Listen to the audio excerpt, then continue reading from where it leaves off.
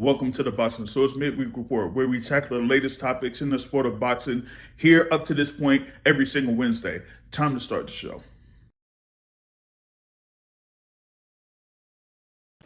Yo, microphone check 1, 2, 3, 4, 5. What's going on here? We are live here for the Midweek Report on July 15th, 2026.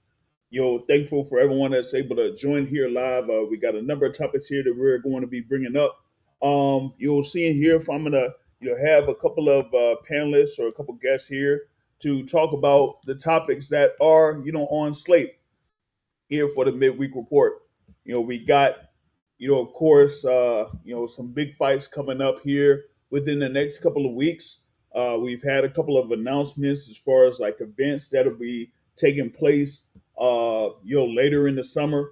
So we're going to be touching on that and other things that look like they are in the works, but haven't really gotten over the finish line. Here in the sport of boxing. So we're gonna touch on that, and then also look ahead to the main event of the bout that will be in California this weekend. Okay, we have a super middleweight contender, that's going to be having a fight here against a guy that had a good fight earlier this year on Pro Box over in Southern California, whatever it was. You against Lester Martinez, so this guy's going to get another shot here to be a top contender in the super middleweight division. So we're going to be talking about that as well. And if there's like any other topics that I'll be able to have time to speak about later here on the midweek report, I'm going to bring it up. But if y'all have any comments here, those that are able to participate in the live chat, whether it's on YouTube or on Rumble, I'll be able to bring it up here on the screen, and y'all have my take on it. Okay. But the things that I wanted to raise up here, at least first on the docket, is a report. Some reports that have been floating out there reference to a fight that's going to be taking place on July 26th for some, and July 25th, at least here in the States. You do have this event that is in Australia, right? And it is going to involve Errol Spence Jr. and Tim Tszyu. Of course, Errol Spence Jr., former unified welterweight champion, getting into the ring for the first time since July of 2023 against Tim Tszyu, who held the WBO title there at 154 pounds. But of course, had his bouts against the likes of Sebastian Fundora, Bakum Murtazaliev, Sebastian Fundora again. So, y'all know about the losses that he has suffered, here so far in his professional career. But, he's going to be, back in the mix. He did have, a fight over in Australia earlier this year, kind of like get back in the groove. Had changed trainers and changed camps, here over the past, I would say, the past 7 to 8 months, right? So, we're seeing here what would be potentially next for Tim Tszyu now that he's supposedly locked in for this bout against Errol Spence Jr. Now, here we are. We're about a couple of weeks away from that fight, scheduled to take place. We're supposed to, have these guys that are out there in Australia. When I'm talking about, Errol Spence, of course, making the trip from Dallas area or Houston, where he's been training outside of Houston, there with Coach Ronnie Shields. So, we had the whole thing as far as like them getting over to Australia, making sure that they get adjusted to being out there. Of course, having a long flight or long flights to get over to Sydney, Australia, or whatever it was, right? But looking at what's going on here, they've had reports that have been coming out that this particular fight between Errol Spence Jr. and Tim Tszyu will be altered in a way. It'll be like altered in a way, right? In that instead of having this bout that was slated to be in a catchweight, they're going for it to be at 160 pounds, the actual middleweight limit of 168 pounds. Okay. So I'm like looking at it and I'm saying, like, okay, why would they, have this, be brought up, at this time? Well, for some, they of course, have, speculations there when it comes to, Errol Spence Jr. Right? Of course, as I mentioned, this is his first fight back since July of 2023. He did compete at 147 pounds there for a long time. You, of course, had the bout against Terrence Crawford for the undisputed welterweight championship, did suffer that loss by stoppage, and has not been in the ring since. Now, he's getting himself back in the ring after over, well, it's going to be, about 3 years, pretty much like to the date, so to speak, right? And, he's like had that extended layoff. Now, the thing about it is that, even with the extended layoff, you have that time where you get up to a certain weight or get up to a weight that, says, hey, if you feeling like you're coming back, you come back at a certain weight class, seeing if you'll be able to perform, at the level that you feel like you could perform at, you know. But for Errol Spence Jr., he says no tune-ups or whatever it is. So he's getting back at. He said he wanted to get back in the ring against a guy that was a formidable opponent of sorts. So you do have Tim Tszyu, as I said, former world champion at 154 pounds. As I mentioned, it was going to be at a catch weight, but now they kind of like switch things up, or it looks like they're planning on switching things up here for this. Now, for me, bring up the question there. You kind of like would see it. You'll hear on the screen. Does this change here, affect Errol Spence or Tim Tszyu? I mean, we're gonna see. We're gonna see, but I think a number of people are, kind of like saying that it would affect Errol Spence Jr. Here in this sense because it's something where I guess their team or whatever it is making that request or putting it out there. You know what I mean? I kind of like question the whole. Well, at least initially, I questioned that the fight would be at a catch weight of 158 pounds or whatever they were going to bring up. You know, at least for me, I kind of like put it as this: like you got Errol Spence Jr. there coming from a long layoff. Who knows, what weight he was going to start camp at. So if you're going to start camp coming in at around a certain weight, how are you going to be able to get down to the weight that you need to be in order for you to have the fight where they had that contracted weight at least, or initial contracted weight at.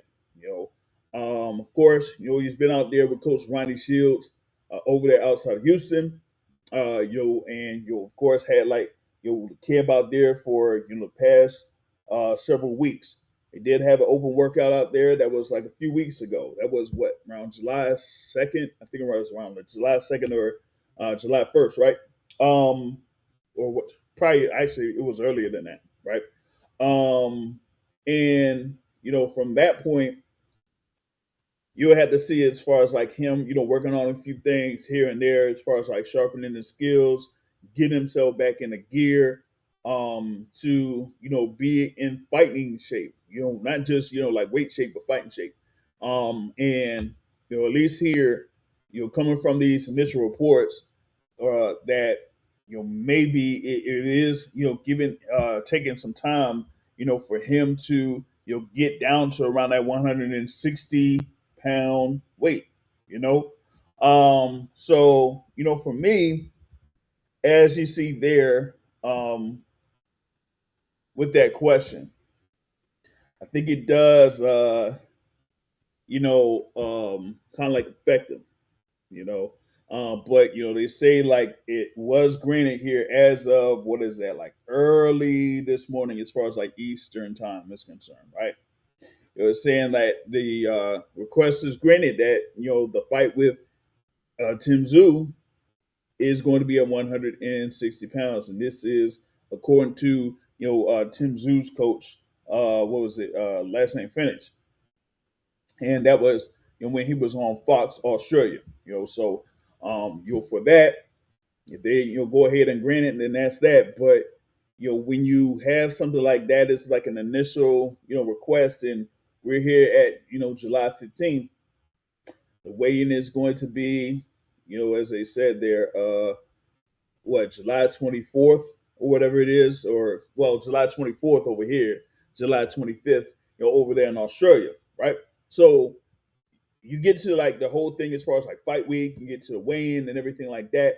What would that mean as far as like how Spence has kind of like progressed, over these next couple of weeks? Because if it's something where he could be a good ways above 160 pounds now, you know, then you might see reports about, you know, more adjustments to the fight as far as like weight is concerned. Because I mean, is again, this is not necessarily something for like a world championship. There isn't no WBO international title on the line.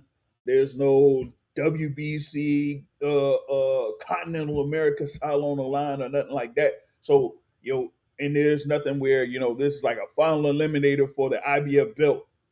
You know what I mean? So let's see here. So I had to see like how they're going to sort this out. Okay, you got someone here that was in as a guest. Hold on, let me see. I guess tried to send the link over. It didn't work. Did it work or something like that? Or do I have to like send it again? Or let me see. I might be able to hold on because I did see what you kind of like sent something here, brother Joe. So let me see. Maybe okay. Let me see here if I can try it on. Maybe if I like send it through text or something, maybe that could work. So let me see if I can, run that again. But yeah, back to what I was talking about as far as like the potential things that could happen with this this fight card, or at least the main event. Because I wanted to see if I could get my guest on here so that he'll be able to talk more about that and other things that are going on. So like I said, where we at is July 15th. Like I said, the fight is going to be taking place on July 25th over here, or July 26th over in Australia. So you're going to have like what I say another week. So yeah, so you're gonna have another week before we kind of like get into the actual fight week or whatnot. So it's actually coming up here pretty soon. So now we got to see like how these next few days are going to be here. For Errol Spence Jr. On his preparation or final preparation for his bout against Tim Tszyu. Now, I did see the whole thing, the PBC like face to face thing there with Errol Spence Jr. and Tim Tszyu. Hopefully y'all seen it and you kind of like noticed something there. Because they I guess had that conversation. When they had the whole press conference, the initial press conference, because you seen that they were wearing the same thing that they wore at that initial press conference. You know what I'm saying?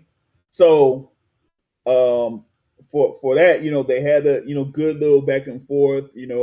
Of course, bringing up the whole thing as far as like when they initially crossed paths there, as they say backstage or whatever it is, and Errol Spence Jr. Didn't shake the hand of Tim Tszyu.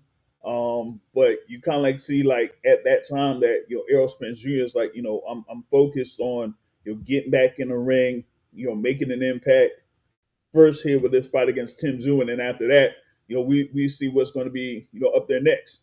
You know what I mean? All right, we got my guy Lance Meyer here checking in. What's going on with you, Lance?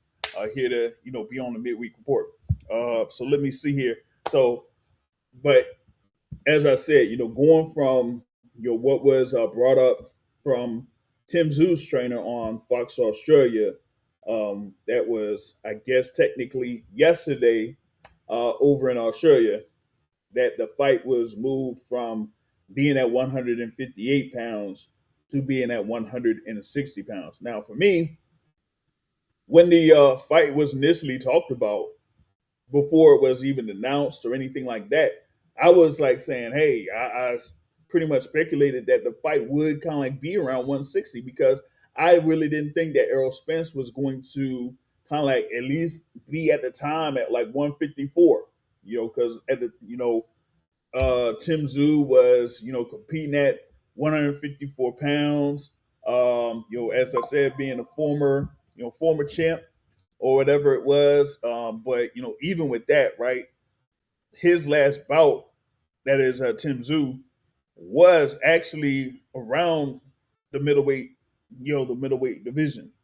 They had him for like a vacant WBO middleweight championship or something. I'm like, okay, so if you're gonna have something like that, then why not have the bout that you were going to have against Errol Spence Jr. be at 160 pounds?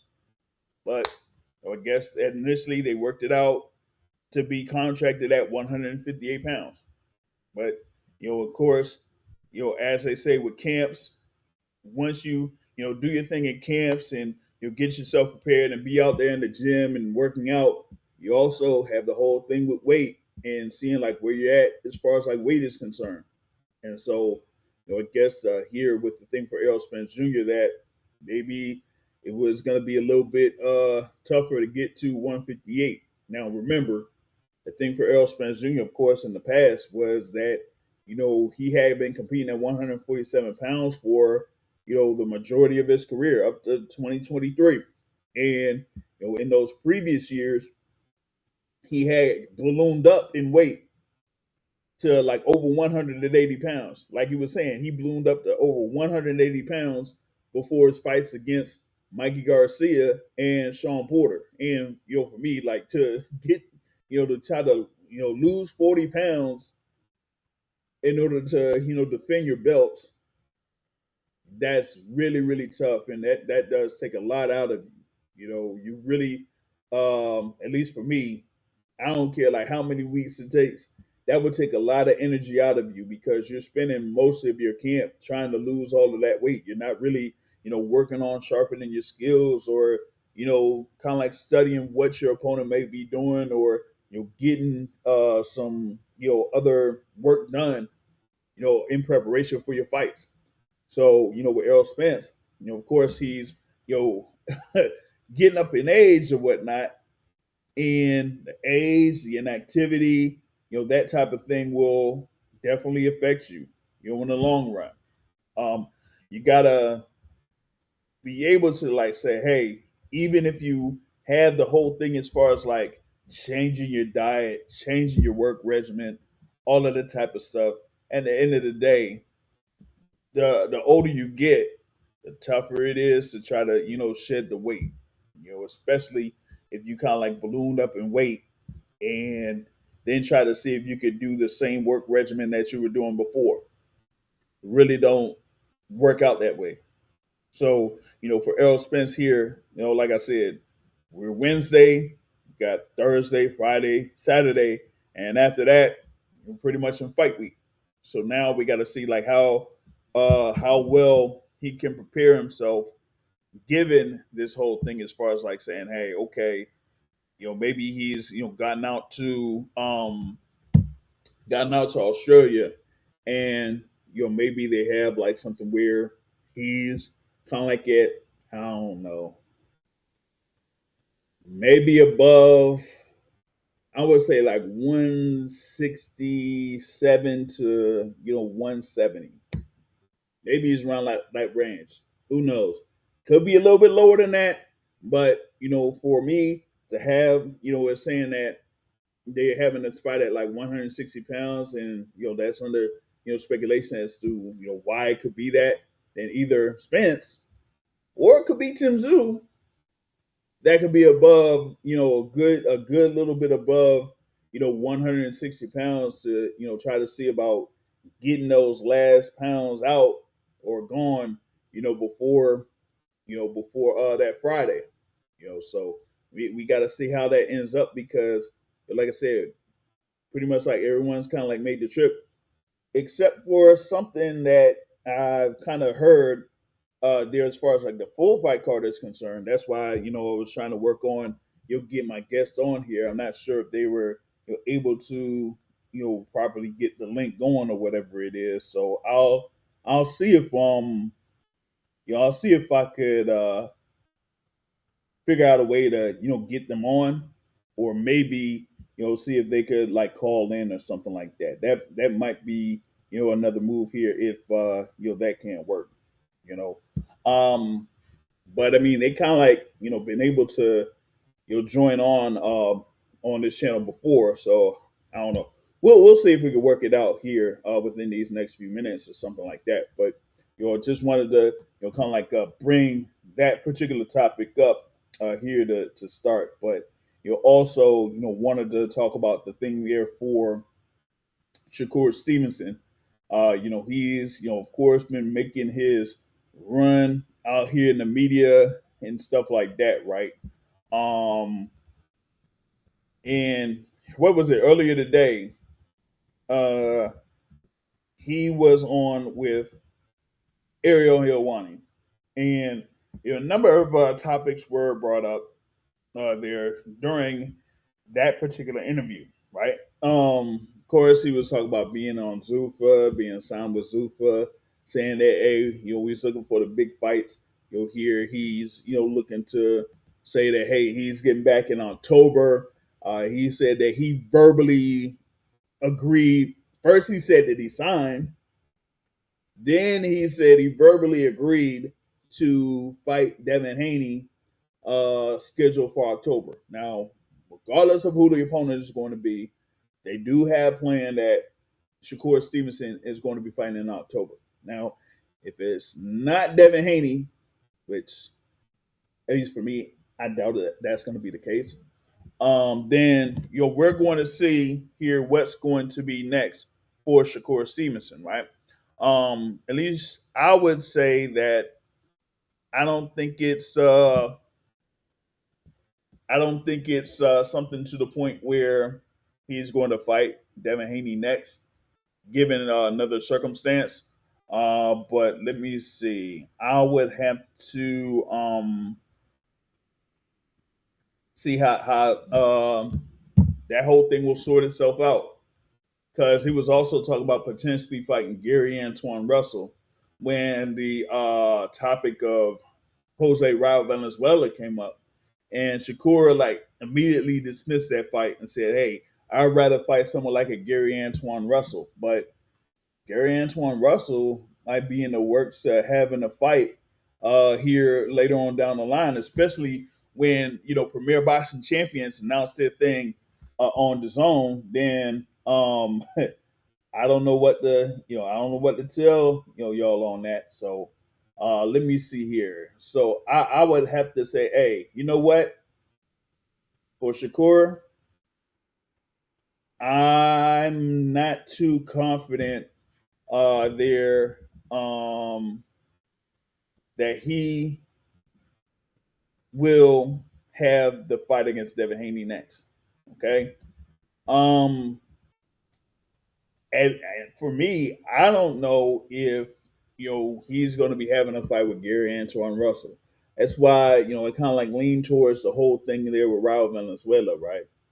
Um, and remember, he had a whole little confrontation with O'Shaquie Foster. He had a confrontation there with Connor Ben earlier this year. And you see here that Conor Ben is going to be facing Ryan Garcia. That's been announced already. That's been announced for September. So Shakur ain't fighting no Conor Ben. He ain't fighting no Ryan Garcia. It look like he fighting no O'Shaquie Foster. So what else will be out there, for Shakur Stevenson? That's going to be a little thing there as far as like that is concerned. But for me, if you're gonna be having these appearances on Ariel Helwani or Nightcap or Sports Center or a number of these like large markets, then you're putting a whole lot of expectations on yourself as far as like what you know people are going to have or trying to see who you're going to be going up against. You know, we've seen him go in there and face a number of these guys. All right, let me see if I could get my guests here on, man. So I should have my brother Joseph on here with us live. Here, Joe, you able to hear me? I can hear you loudly and clearly, my friend. I'm so sorry. I'm illiterate when it comes to Rumble, man. I just can't seem to get on with it. I remember we ran into. I should say I ran into this several times before, but that's okay. I mean, we're on now. But so, what are we talking about, brother? Well, I mean, I kind of like went through the thing as far as like Errol Spence and Tim Tszyu. I talked about Tim Tszyu's trainer, saying that the fight was modified as far as like the weight being from 158 to 160. So we kind of like talk about that as far as like what's going on. That at least with Coach Ronnie, he's out there in Australia, and Errol Spence Jr. Should be in Australia as well. So you could kind of talk about that as far as like what may be or what is going on at least here as we get into or closer to fight week for that. Yeah, this isn't a big deal, and it's not for a major world title. It's his first time back in 3 years, and it's just 2 pounds north of the contracted weight of 158. I don't see where it should be a problem with Tim Tszyu accommodating it, right? Yeah. But my biggest dilemma is Jamal going to fight? Now, because right now he's having a hard time getting his visa approved because these strict immigration laws. And if you have a criminal record, as Jamal does, yeah, they may not allow him. Remember, going back to Devin Haney versus George Kambosos Jr. Yep. The first one, they wouldn't let Bill Haney in the country. Yeah.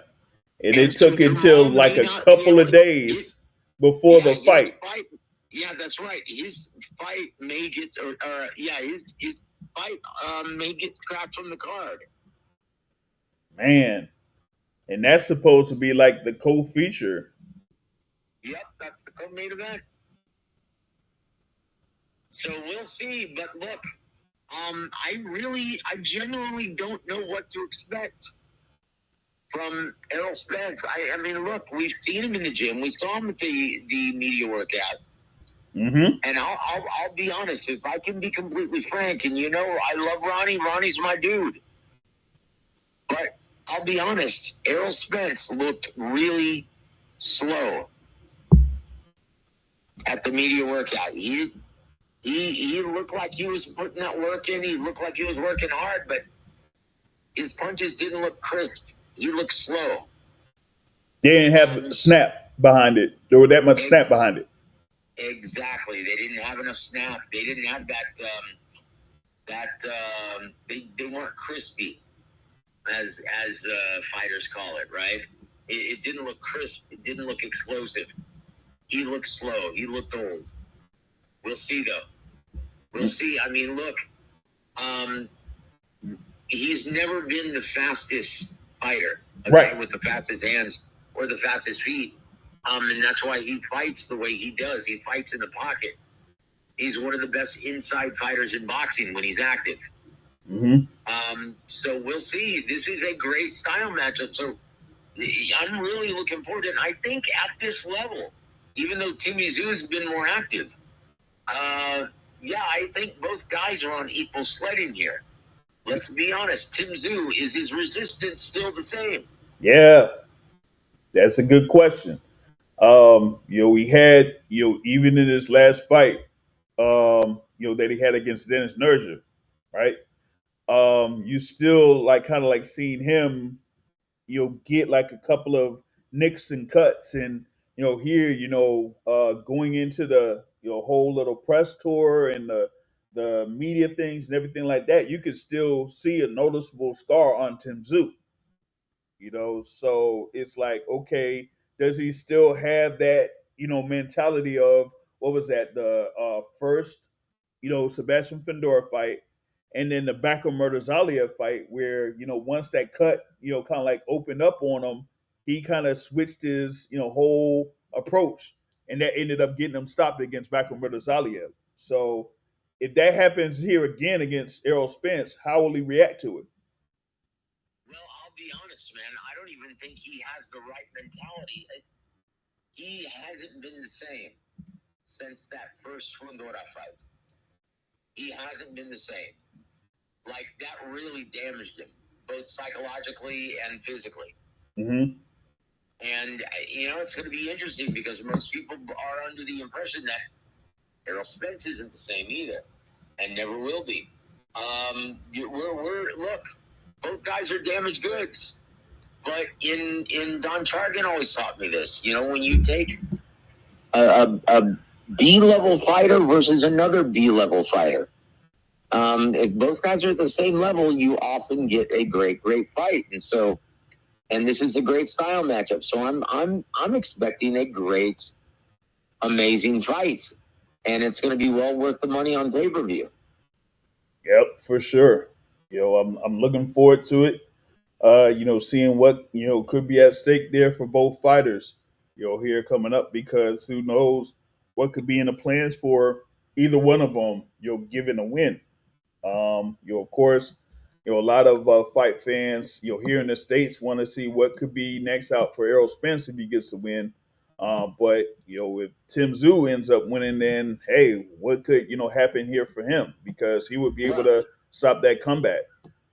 Well, you know what? What would be next? Could you imagine sticking him in the top 10 right now? Anyone in the top 10 at junior middleweight? Or does he just move up to the wide open 160? I think they move up to 160 pounds. Yeah, that honestly, I couldn't imagine him competing or beating anyone in the top 10 right now at junior middleweight. Like, my thing is, and I kind of like said this before you came on, that at least here with Errol Spence, he's there. It's not just he had that extended layoff, but he's 36 years old, and 36 is much closer to 40 than it is to 30.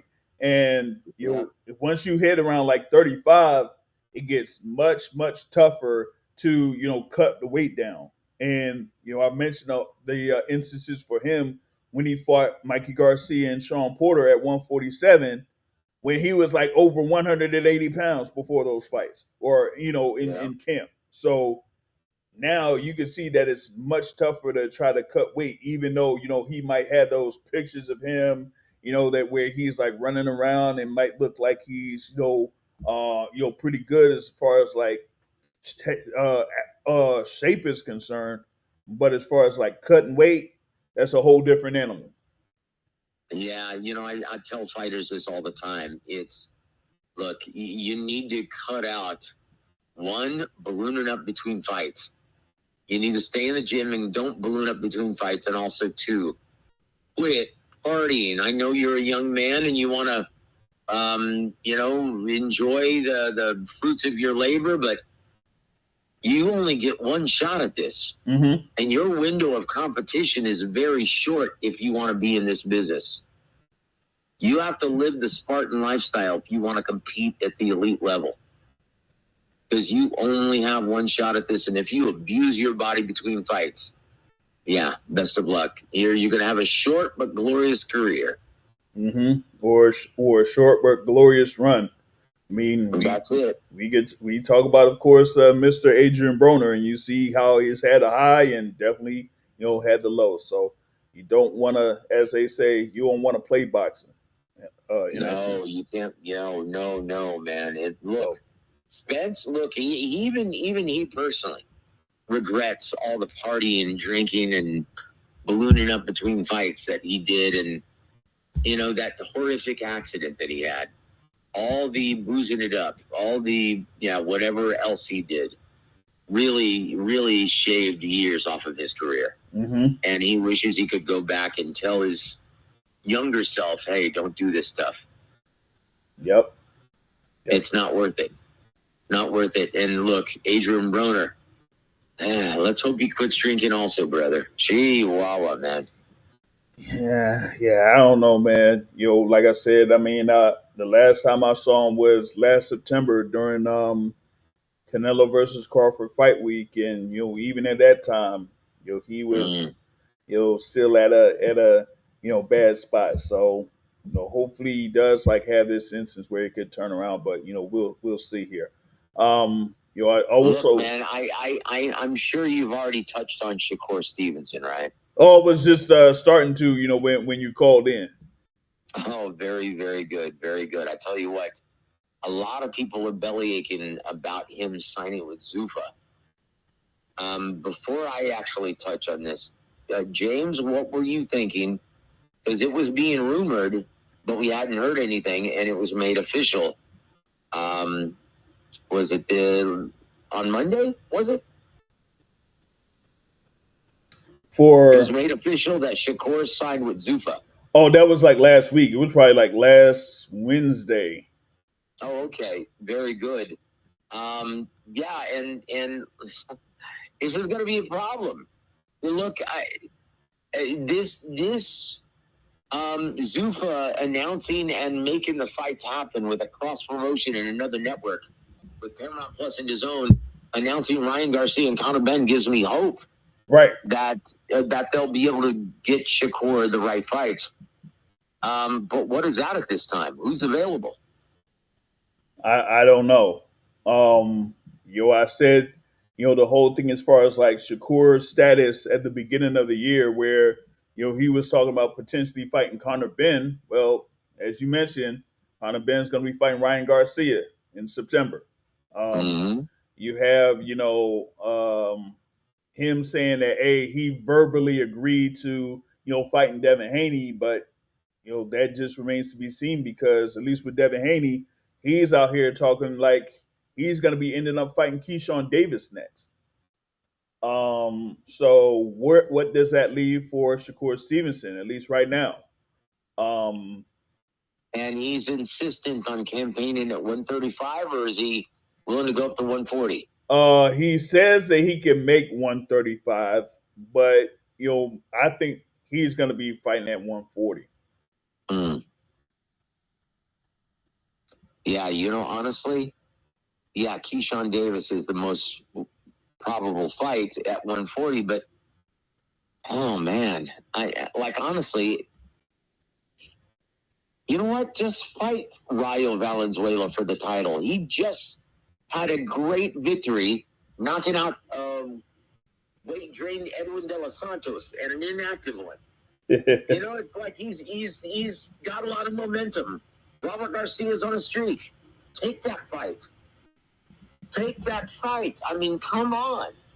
Look, in terms of matchmaking, and a lot of fans don't realize this. A lot of what determines who you fight is not just who the fans want to see. It also has everything to do with fighter availability and fighter avoidability. Right. Okay. So a lot of fans are like, well, wait a minute. And they like to play matchmaker, and everyone does. And well, why didn't he pick this guy? Okay, well, this guy was already committed to this fight and this matchup. And so we had to move on to the next guy. Mm-hmm. And then in this guy, our second selection, he priced himself out. He wanted too much money, so we had to move on from him. People don't realize, fans don't think about that. But look, he may have to fight Rayo Valenzuela. And look, that's a part of your job as a promoter. You've got to be frank with your clients, and you've got to explain to them, hey, this is the fight we want. This is the one that's the easiest to make right now, and it makes the most sense. And we're paying you regardless, $15 million per fight guaranteed. Right. You should have no problem with it. Right, exactly. I mean, I said it, when they initially had the news of, him signing with Zuffa, that I feel like it was similar to, Conor Ben, when they said that Conor Ben was signing with Zuffa. And he ended up having a fight with, Regis Prograis. But I mean, the guarantee is a guarantee, regardless of who your opponent is. So my thing would have been like, hey, at least you would be able to stay busy. You'll hear if you do end up fighting Raul Valenzuela, but he's saying that it's going to be what October is when Shakur was saying that he's fighting. So that, I mean, at least for me on that front, that kind of has me concerned because, like you said, availability and affordability. If I have the opportunity to be able to have a shot to fight 3 times a year, and you'll kind of like take a little bit less on one fight, having, like, as they say, a tune up, and then later on down, the year having a tougher fight, then why not go ahead and do that? At least you're staying busy and staying sharp. Yeah, honestly, I'll be honest, man. I can't believe how much Zuffa's actually paying Shakur Stevenson in his deal. They're paying him a guaranteed minimum $15 million per fight. Yeah, he wouldn't specify that on Ariel Helwani, but I mean, he come wasn't on. going to. Yeah, but I found out, and once again, man, it's a look. And I know a lot of fans are belly aching that he's leaving Dazn and moving to Zuffa. They shouldn't. He's doing the right thing. He's doing the right thing, and once again, he wants to be a big mainstream commodity. That's what every prize fighter wants. That's the ultimate goal. It's to become champion. And when they do that, the ultimate goal is to become a big-time mainstream attraction, a pay-per-view star. Mm-hmm. And I'm sorry, guys. I know they're on pay-per-view out of necessity on Dazn, but with a very disappointing subscriber base that only has, according to the Dazn tech guys, the brass, the guys that I talked to, they have just above 400,000 subscribers in the American market only. Okay. So if you want to get that kind of exposure, it's not going to be on Dazn. Right. Now we could, break that down even further, right? That's 400,000 or maybe up to 450,000 max. But does that mean that it's 400,000 boxing fans? No, they could be watching other content that's on his own, like soccer or whatever other sports that are available. Yeah, So yep. so like when they do have these boxing events, you could have like a percentage of that 400,000 that's like watching these boxing events. So they, the zone definitely has to do work in order for them to get the viewership that they need there for their fights and their fight cards. So regardless of who they have.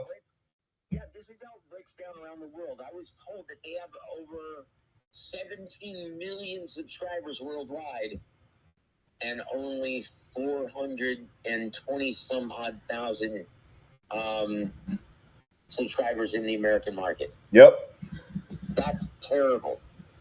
That's terrible. And I remember when people were belly aching about Showtime. Oh, man, I really hope everything goes to Dazn. Well, be careful what you ask for, because now we've got it.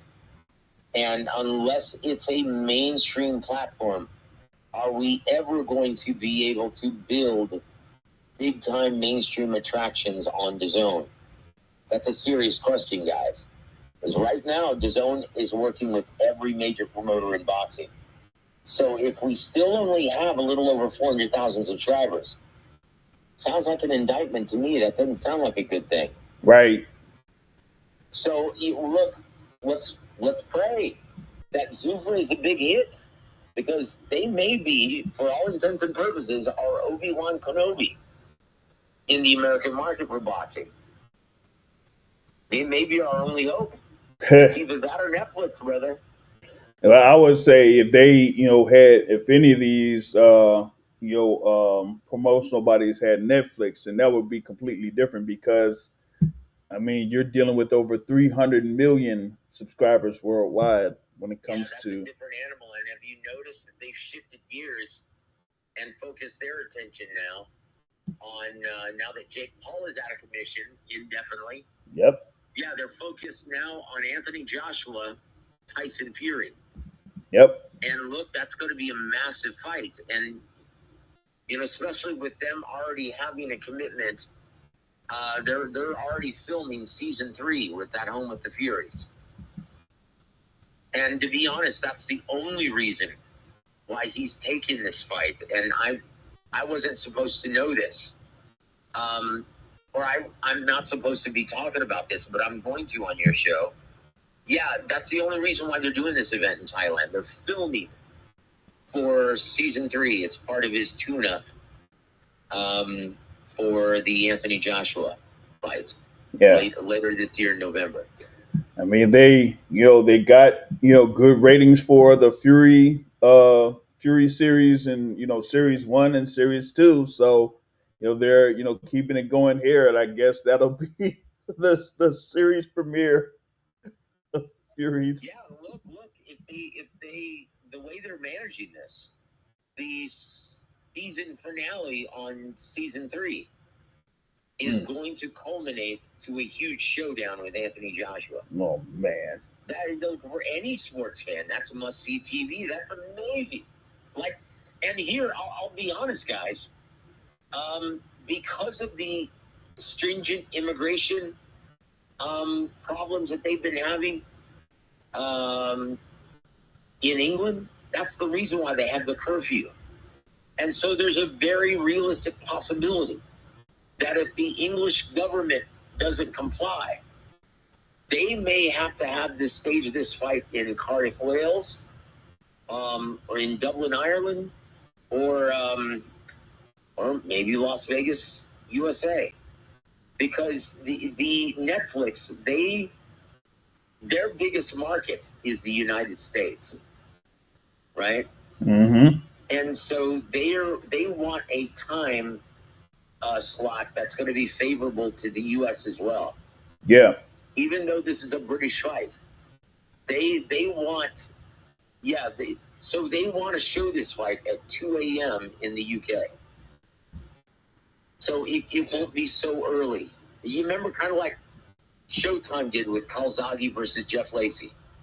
Yeah, it was kind of like that, but we cut. How it was out there for Joshua versus Dubois at Wembley Stadium, and at that particular time, there in September of 2024, they had like multiple events or multiple sporting events around that same day or that same weekend. And with that particular fight, that fight had to basically start by a certain time. So given, I guess, like say for example with Joshua that's been having fights in Saudi Arabia or whatever it is, he's like starting at a certain time period, or maybe they expected to have it at like 11 p.m. or later local time in the UK, but nope, they couldn't do that. So they had to push it to around like 10 or so that pretty much like everybody is out of that area by midnight or something. Yeah, they've got the curfew is midnight, brother. Yeah. And so that's not going to be possible. But keep in mind, that was on Dazn. This is Netflix, and they're adamant. If they're the ones footing the bill, if we're paying for one matchup, if we're footing the bill almost $250 million for these two guys, damn it, we're going to get our druthers. We're going to have our druthers. We're going to get our way. And that's it. It's non-negotiable. This is going to start, if it's in England, it has to start at 2 a.m. And that's the only thing that may keep this from being in Wembley Stadium. Because everyone involved wants this fight to take place, obviously, in Wembley. Yep. It's only right for the fans, and it's going to be a huge gate. The crowd is going to be amazing. If you thought Joshua Dubois was amazing, yeah, this is going to be fire. Epic. But look, what are you like? How bad would it be if you put it in Cardiff, Wales? I don't think it would be that bad at all. You know, No, that's just a quick flight. right? And look, we had Joshua's fought there twice. He fought Joseph Parker there. He also fought Carlos Takam there. Yeah, I mean, if it shows like over almost 75,000 at the Principality Stadium there, then yeah, why not? That's right. And in my opinion, that should be the next choice, right? If the English government isn't going to comply, but they really should. But seeing how they've been taking care of their business, wink, wink, yeah, they're probably not going to. Sure. So look for it to happen, guys, somewhere else. And look, I know you don't want this, British fight fans, and you don't deserve this. But if the British government doesn't comply, there's a very good chance, from what I'm hearing, it could be in Las Vegas, Nevada. I think they would have had to make the decision already, to lift the curfew, so that they would have a good ample time to, be able to make the adjustments and everything like that and prepare, the city for something like this or a fight of that magnitude, So I think if they don't make a decision by now or within the end of the month, then yeah, we'll be seeing Joshua versus Fury in another location, not in England. That really stinks. That's going to be very unfortunate for the UK fight fans. But hey, that's just the way the cookie crumbles. At least you're getting the fight. Right. At least you're getting the fight. Look, I mean, come on. I'll tell you what was a real shocker. Why is Ryan Garcia versus Conor Benn happening at the T-Mobile Arena in Las Vegas, Nevada? You mean the fight is so much bigger at Tottenham Hotspur, where he where Conor Benn fought Regis Prograis in the the co-featured of Fury versus Makhmudov. That's right. Why wouldn't you put it there? It's an infinitely bigger fight in the UK. Conor Benn, look, I know his popularity has grown since fighting. What is his name? He fought Eubank twice before that. Look, I know he's grown in popularity after his win over Eubank. But he can't draw in America. No one knows or no one cares. It's the same thing as Anthony Joshua. If you put Fury versus Joshua in the American market, it's not nearly as big. Anthony Joshua's only fought here twice. Maybe his popularity has grown since doing us all a favor and beating the shit out of Jake Paul. Maybe that's the case. And I know Netflix, he was featured on Netflix. And look, I'll be honest, man, I don't like this fight on Dazn.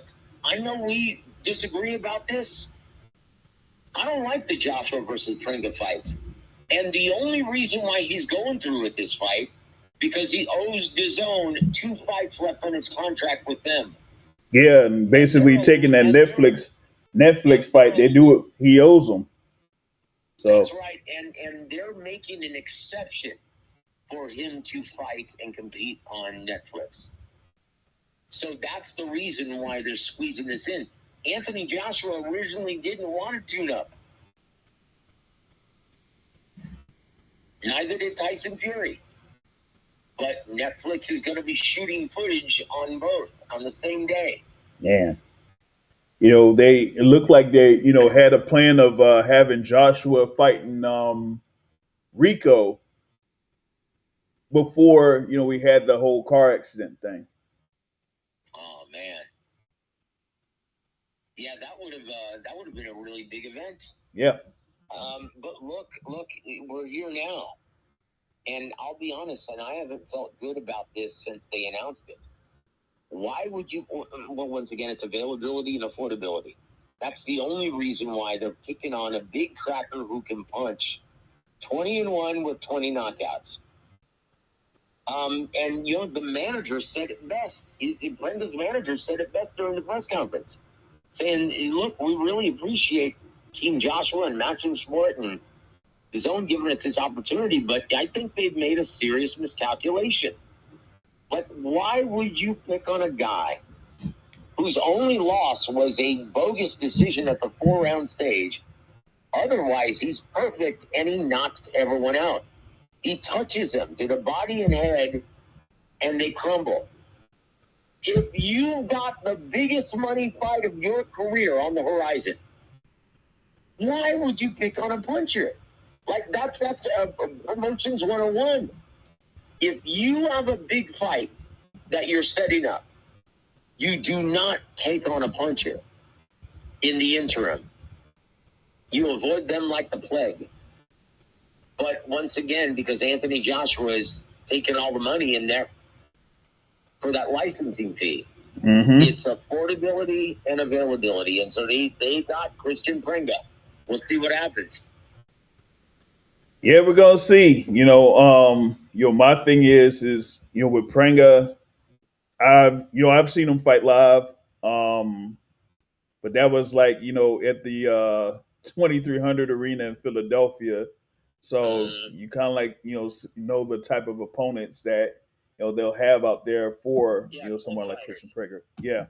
But, as long as, he, would have a shot, if he's there, after, a couple of rounds here and there, or maybe, catches Joshua early, then that'll, show that he would have a shot to, upset the apple cart. You know, it's just different than, Fury fighting Marius Wack, who, of course, is kind of like, as they say, long in the tooth. So, look, I know that a lot of fans are sore about Tyson Fury selecting Marius Wack. They should be kissing his big, fat gypsy ass because he's not jeopardizing this fight. They should, he has enough respect for the fans and Netflix, saying, you know what, I'm going to pick a stiff. I just want to get that work in, and we can get some footage. It'll be another great episode. But I'm not doing anything to jeopardize this fight. I know the fans want this too much. I'm not going to risk it. I wish Eddie Hearn would have used that same consideration when planning this fight in Jeddah, because I don't like this one bit. Well, and I guarantee you this: if Christian Prenga and his team are smart, they have the Dubois fight and Anthony Joshua playing 24 hours a day while they're training, and that's all I'm watching. I'm working behind the jab, establishing the jab, pushing Joshua back on his back foot, and landing the overhand right when I double up the jab. That's all I'm working on. I'm just working on those things. Because that's all, after watching that Dubois fight, that's all you need. You need to be assertive, establish your jab early, force him to fight on his back foot, and that'll set up the big right hand. And if you can punch, yeah, you're going to shake him. Let's just be honest. His punch resistance isn't the same. His mentality isn't the same. This is not the Vladimir Klitschko conquering version of Anthony Joshua. And look, there's a reason why he's not trying to avenge his loss against Daniel Dubois. I know Anthony Joshua fans don't want to hear that, but there's a reason why he's not going there again to fight for another world title. There's a reason why he's facing Christian Prenga right now and going straight into, like, if he had his druthers, he'd be going straight into the Tyson Fury fight. Probably. Well, I think the thing with Dubois is that Dubois is at a age range where these guys are too young. So like if you have like a Dubois or maybe even though we lost like a Fabio Wardley or like a Moses Atama or something like that, these younger guys you're going to be there. They're going to be fresher. They're going to be a little bit faster than you. So yeah, let's just be honest, guys. Is there any way Tyson Fury or Anthony Joshua could compete at this time with a hungry Daniel Dubois, a hungry Agi Kabayel, or a hungry Moses Itama. I think they get slaughtered by all three. What about newly crowned WBA champion? I knew you were gonna bring that up. Now, whenever you say Murat Gassiev, you have to pronounce it like Teddy Atlas, right? Murat Gassiev. Because look, dude, that was a joke. Like, this is why I can't stand last second opponents. Especially in the heavyweight division, because your chances are you're not going to be in shape. You just said you were just to get the opportunity and the payday, and you're just there to get a check. Yeah, You're not there to compete. That looked like a day of light sparring for Gassiev. That was terrible. The only one who maybe looked as bad on that entire card was Joe Joyce. Oh yeah. So he's done. He is finished, and he was finished 3 fights ago. Stop it, Joe, dude. And look, I'll tell you what. I'm afraid that Errol Spence Jr. might look similar. Did I just say that out loud? Yes, you did. I mean, we'll see. Look, Joe Joyce, he looked slower than molasses. Mm-hmm. And I'm afraid, just from what I've seen, and my eyes don't deceive me, he's going to look that slow and lethargic against Tim Tszyu. He's going to be easy to hit. Yeah. Look, it's something to look at. Something to look at next weekend. So, guys, look, I'm sorry I brought that. I shouldn't have brought up that comparison before the fight. But he may look like Joe Joyce. I mean, again, given the amount of punishment that he took against Terrence Crawford, and given his fight style, it does open the possibilities. So that's the thing that you got to look out for. Plus his deep amateur background. Look, people don't realize, man, and this is the reason why Terrence Crawford insists, hey, I'm staying retired. You're going to have to pay me a whole lot of money to get me back in the gym, because my body can't take it anymore. All the wear and tear. Guys, that's the reason why Floyd didn't do it, quit also. He didn't want to do it. In fact, he didn't even train for McGregor. Yeah. Dude, he stopped. His last official training camp was against Andre Berto. And that's why he chose Berto in his last real fight. That's real fight, yeah. But look, what these guys put their bodies through. It's so much wear and tear. And then if you fight like Errol Spence Jr. in that style, all the punishment that you take, yeah, man, there's only so much your body can handle. And then he goes through that terribly debilitating accident. Yeah, and then with all the bruising.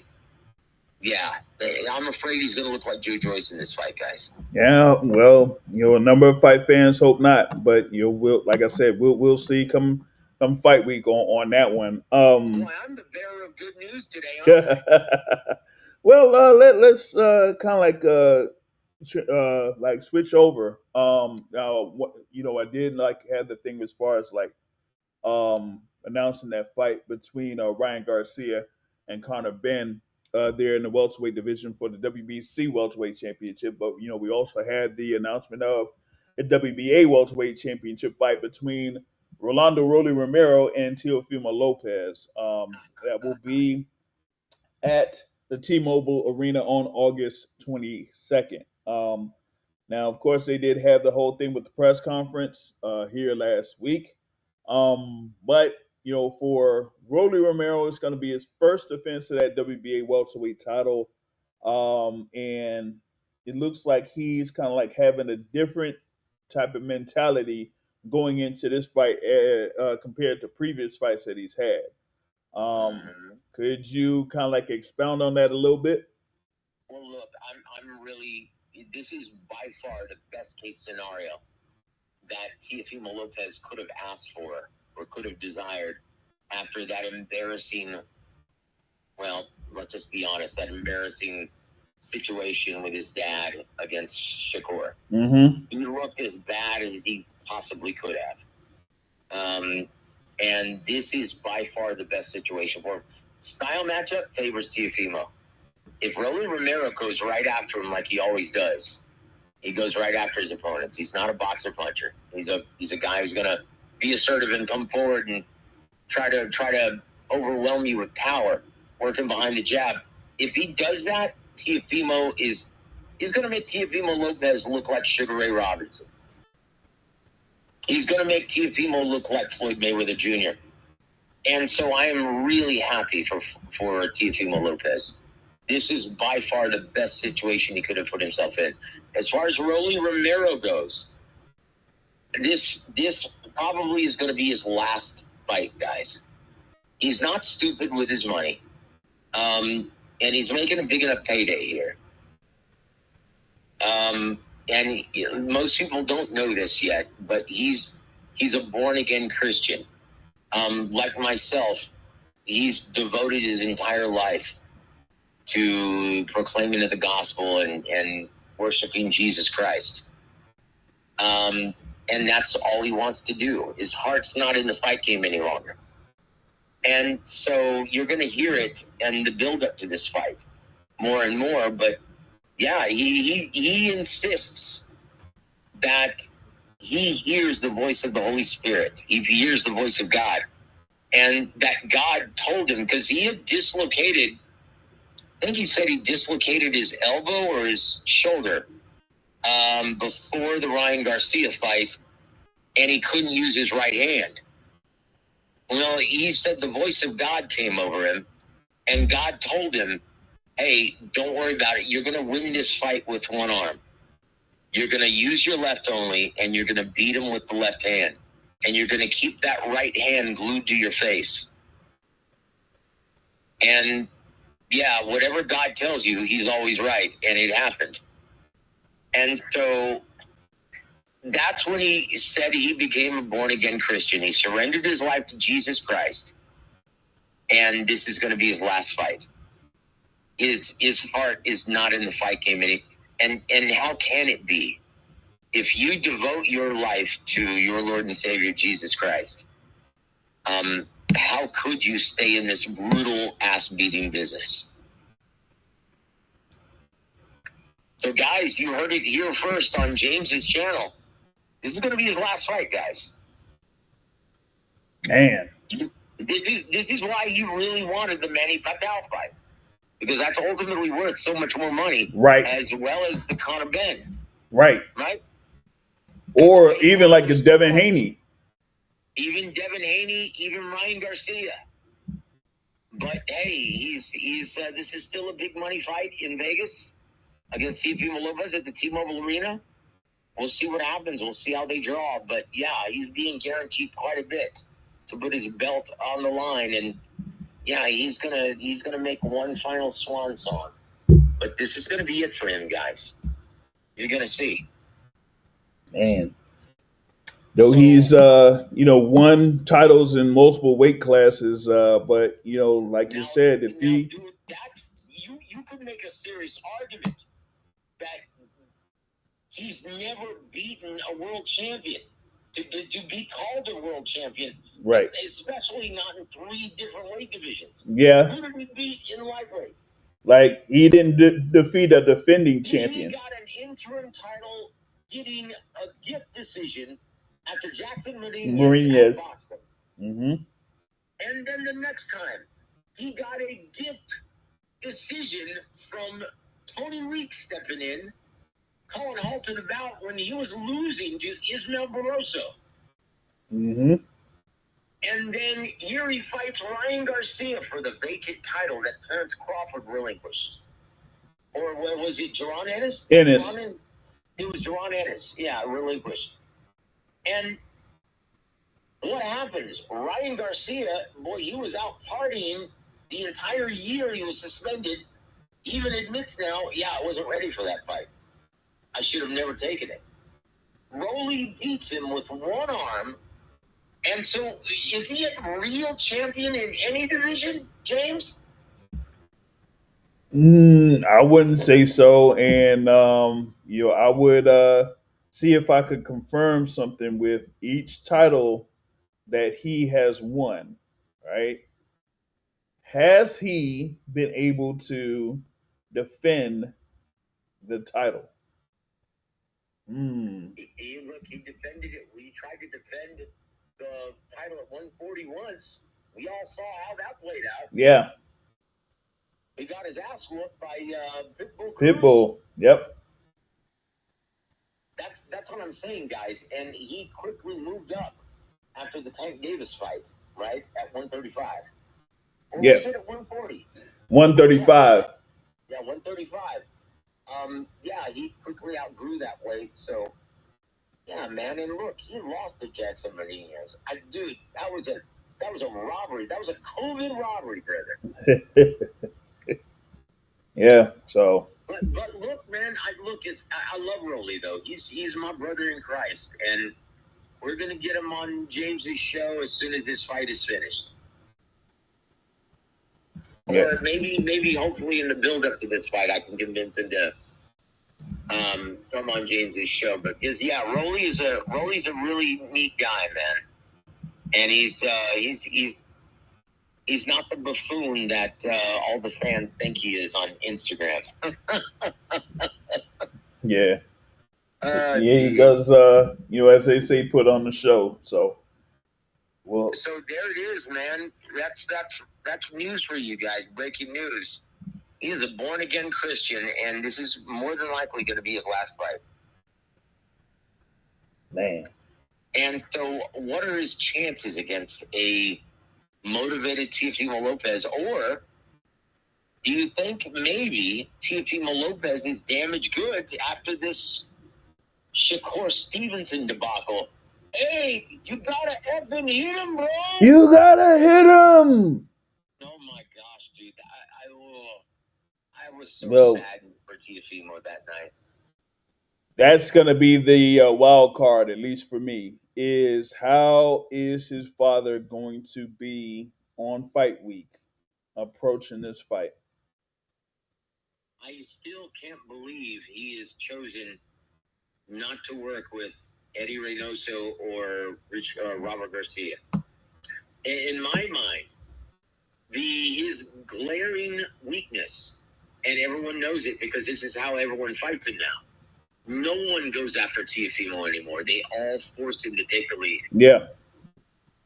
And so why wouldn't you start working with a trainer who used to fight that way when he was a lightweight champion in Robert Garcia? He used to be the aggressive fighter. He used to cut off the ring, close the distance proficiently. That's what someone needs to add to his rep. If he can just learn how to do that, he becomes one of the most complete fighters in boxing. And the thing is, he's known for having athleticism, or something like that. So that's right. Why not? It won't take that long to add that new wrinkle. Yeah. So I don't understand. All he has to do is, and it's very simple for kids at home who've never fought. His problem is he tries to go right after his opponent whenever he does have to take the lead, and he ends up walking into shots as he did against Shakur. So what you have to do is cut off the ring first and then close the distance behind an intelligent jab. So you don't catch a whole lot of incoming. But you have to cut off the ring first. Otherwise, if you just try to close the distance immediately, you're going to be walking into shots all night. Yeah. Yep. You're going to look more like Brandon Rios. That is true. That is true. So that's it. And so why Teofimo hasn't picked up a different trainer who can add that new wrinkle like Coach Ronnie or like Robert Garcia, I will never understand that.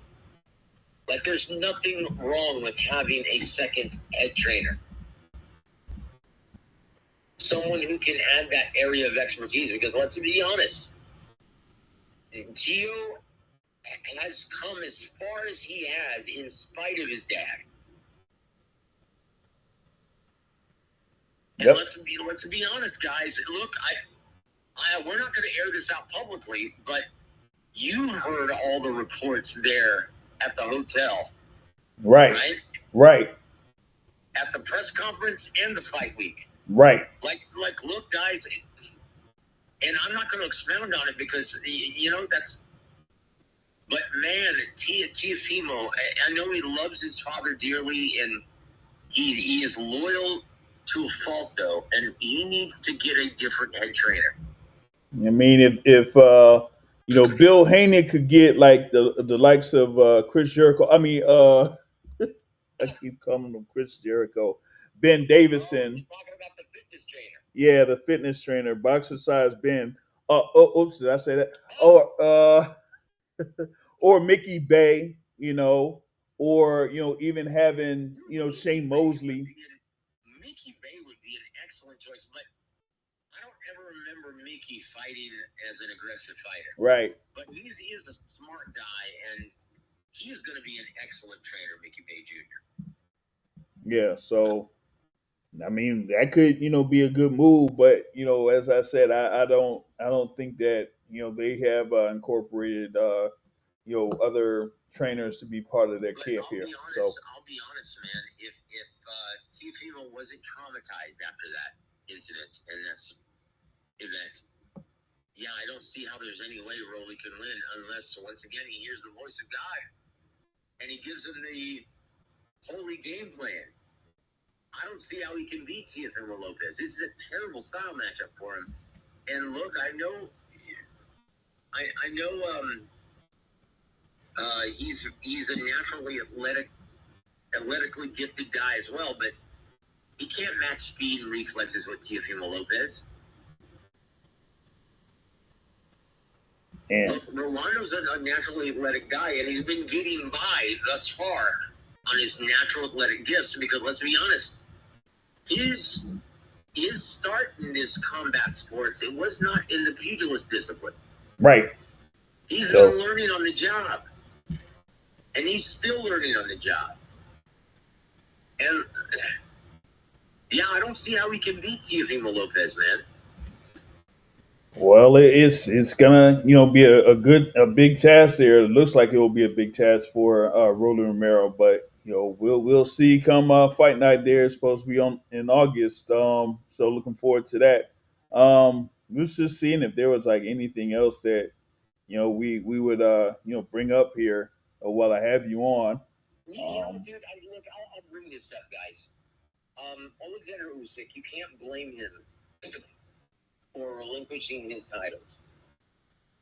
Because with all the young blood and the hungry badasses in the heavyweight division,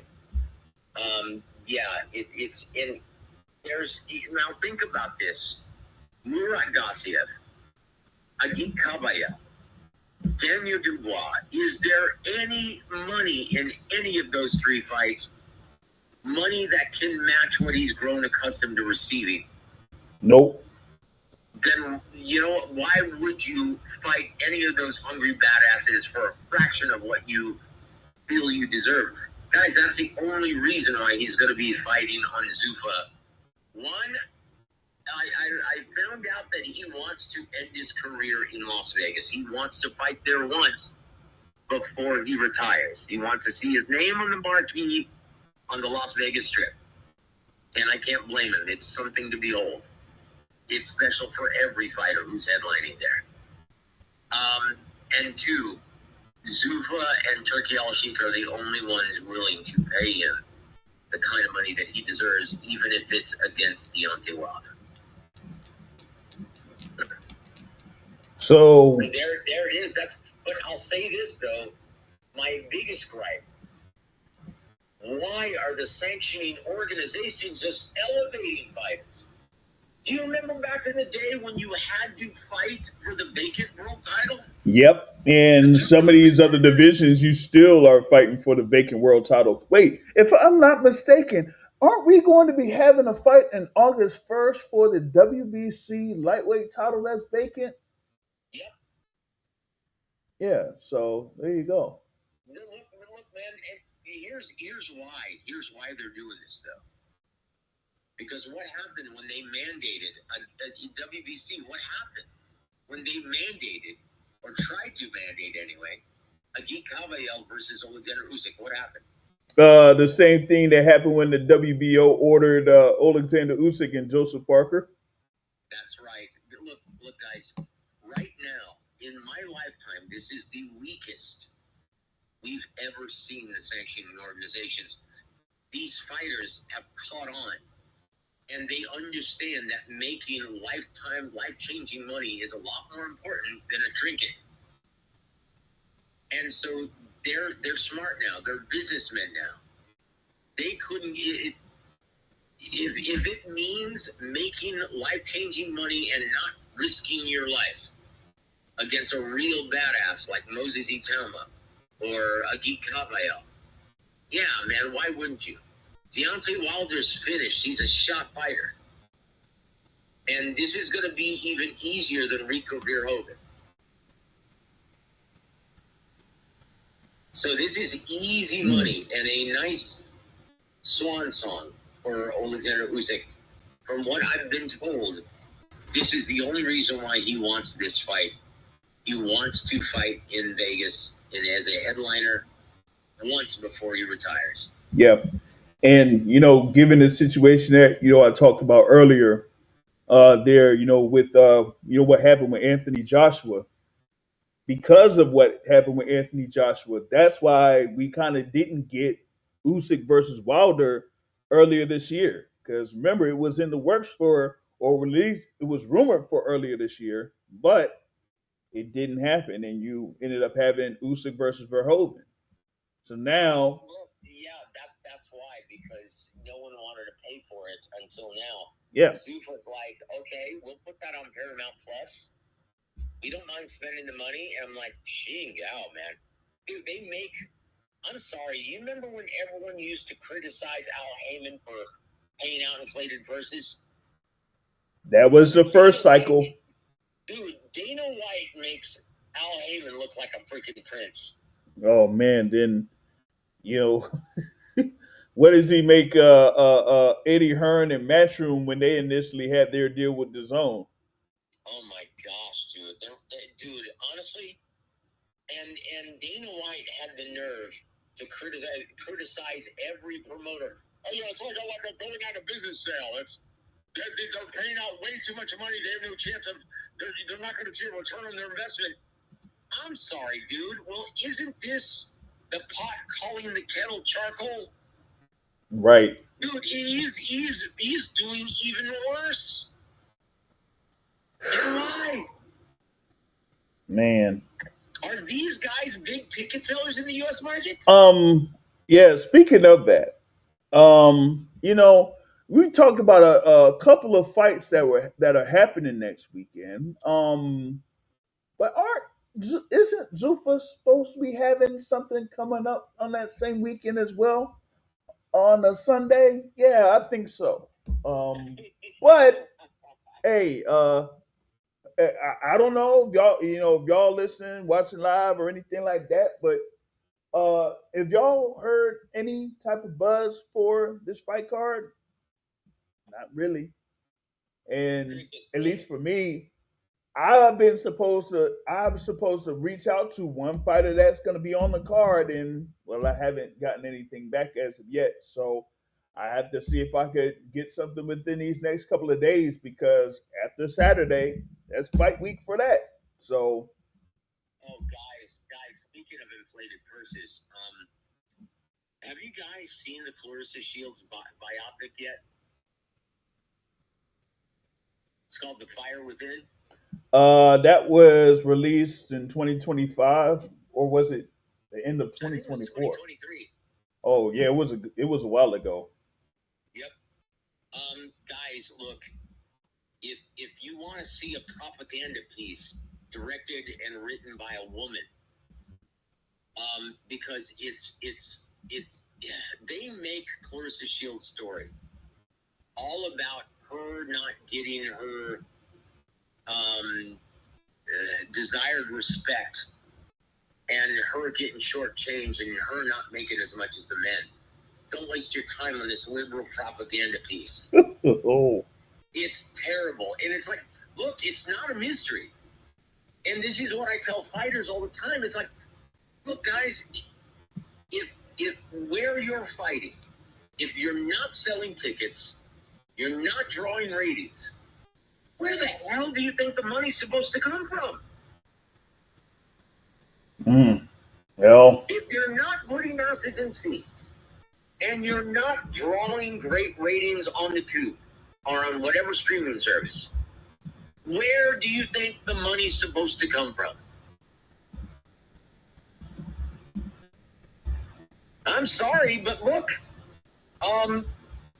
there are club level fighters who risk their lives and health just as much as Shakur Stevenson, and they're only getting paid $500 a round.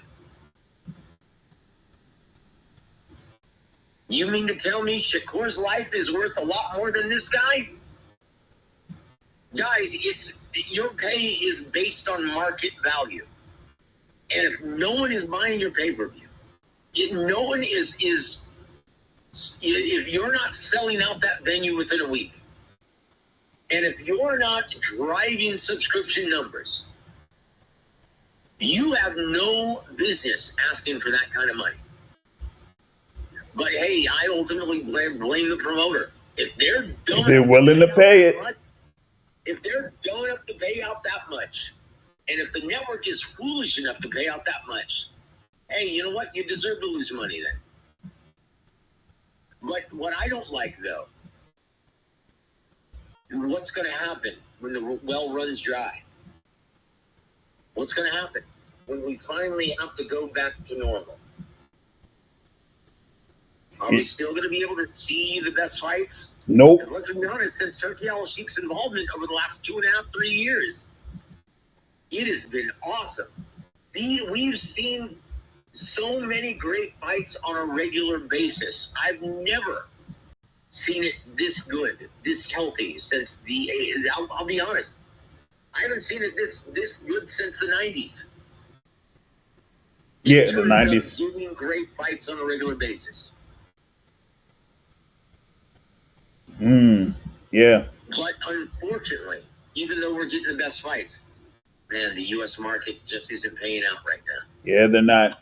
I did kind of like look at what's going on. I used to have a segment of sorts on the podcast with a familiar panelist, but they had what they call the dot counting report for certain fights. Yeah, it's called the dot counting report. So if you have a fight that's coming up, Ticketmaster dots. yeah, exactly. So they ended up counting the dots for how many tickets would be available.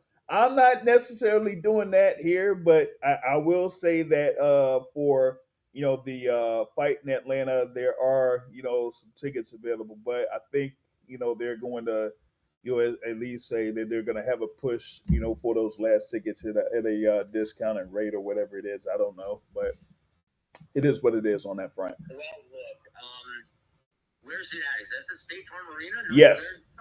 Oh my gosh, you can't fill that place out. They're not going to because isn't that where Tank and where Tank had his fights in Atlanta. That was Yorkis Gamboa against Mario Barrios. Yep. Yeah, look, he's not going to fill that place up. So or she's not going to fill that place up. Yeah, forget about it. Yeah. And man, oh boy, I wish you luck though. I didn't know it was at the State Farm Arena. Boy, that's a bad decision by Dimitri. Well, should have gotten a smaller venue, or maybe like 7,000-8,000, maybe 11 tops. Maybe like I don't know, Georgia State or something like that if they're going to be in Atlanta, but they got a few venues that are out there, that cover like like you said about 8 to 10,000 or something, or probably less than what the State Farm. Man. I can't understand this. A lot of pros. Well, I shouldn't say a lot. Some pros and some fans are picking Conor Benn to beat Ryan Garcia in September and win the title. Can you see it? No, I can't see it. no. I got two guys that don't necessarily throw that many punches. So it's gonna be the faster man. Who's the faster man? And for me, with Conor Ben, like we've seen his last fight against Regis Prograis. Like you mean to tell me a guy in Conor Ben that had two fights at middleweight against Chris Eubank Jr. couldn't finish off Regis Prograis? Yeah, he even struggled at times. Yeah. Against Regis. Yeah. Look, Ryan is going to whoop this kid and become an international star with this overwhelming knockout victory. He's going to make it look easy, guys. And he is going to be the toast of the boxing world from a mainstream fan perspective. Mm-hmm. And boy, can you imagine how much that Devin Haney rematch is going to sizzle after this? Yeah, it'll be insane. That's going to be the biggest fight that you'll be able to make in the American market next year. Yep, easily. So, So I don't know what Oscar's complaining about. I would have made the Haney fight. No, pendejo. Nope. Do this one first. It makes the Haney fight so much bigger. Yep. Like, can you think of a fight in the American market that's bigger than Haney Garcia rematch if Garcia knocks out Conor Ben? Nothing. Nothing. Not even close. Not even close, guys. So. Well, the only one that comes close, maybe, is Tank versus Shakur. But even then, does anyone give two shits about Tank now? No. Like, how would I put this? Tank Shakur, from a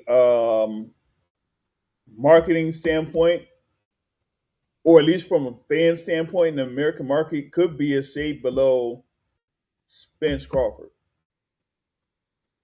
The only reason why it would kind of like be appealing is because of outside, folks being interested. But it wouldn't match like Ryan versus Devin if Ryan, gets his win over Conor Ben. Especially if that fight would have been in the UK instead of Las Vegas. Oh my gosh, it would have been so much bigger. But look, it is what it is. Ryan Garcia is going to whoop that ass, make it look easy. He's going to start banging the drum for Devin Haney, and it's going to be the biggest fight of 2027 in the American market. Guaranteed. Easily. The only one that would be bigger but has no chance of coming together anymore is Canelo versus Benavidez. Yeah, that ship is sailed. That's a myth. That's fantasy land. That's never going to happen, guys. Yeah, that ship is sailed. I know all the Canelo haters wanted to see it, but Canelo's no dummy. He understands. Look, I don't even think he's going to get past Christian Mbili. I think the guy who beat up James Kirkland would beat Christian Mbili. Easily. But he's not that guy anymore. Easily. Is he going to be able to match that same volume? Is he going to be able to keep up with that pace? At this stage of his career, I don't know. He's going to be able to get in some good shots. Well, but unless they detour the bull, unless it makes him earns his respect and makes him think twice about coming right through the front door, you're in trouble. Well, look, unless you can deter his output, you're in trouble. Yeah. Canelo, I'm sorry, I agree with Bob Aramir. I think this is gonna be it for him. Yeah, it definitely could be, especially if he's still having issues with his knee. So, I mean, and remember, it was scheduled for September, and they pushed it back. Well, the only reason why they pushed it back is because the Ryan Garcia fight. Turkey is trying to help out the American market any way he can. And if Canelo's already planning on fighting Saudi Arabia, not in America, yeah, they're going to give this one to America, right? They're going to, like, Turkey Al-Sheikh is all about pissing or helping Dana White out. I'm like, man, dude, this is really the biggest thing that pisses me off about Baldy.